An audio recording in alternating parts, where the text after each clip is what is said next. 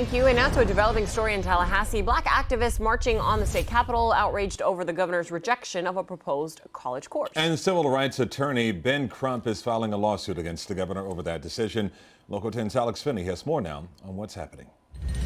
Time out for hypocrisy. It was a pivotal moment in the fight to keep the advanced placement African American history course as it is. Black history is American history. Well, here are the three students joining in on the fight to see the AP course in Florida classrooms. They are set to serve as the plaintiffs in a lawsuit against Governor Ron DeSantis. It's not fair when you have Italian history and culture classes and German history and culture classes, European history and culture classes, and there's not one for African Americans when there's such a fundamental role in our country. Attorney Ben Crump did not hold back, announcing his intent to file that lawsuit against the governor over the ban of AP African American studies. We're here to give notice to Governor DeSantis. And on Wednesday, the College Board announced that a new reworked version of the course is set to be introduced February 1st.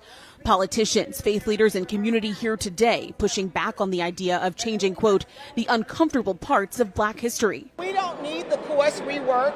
There's been a conglomerate of college academians that have worked to put this course together.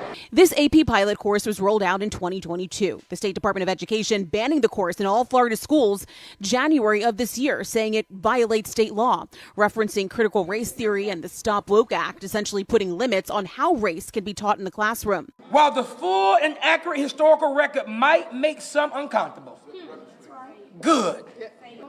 That is the point of why we have to teach accurate history.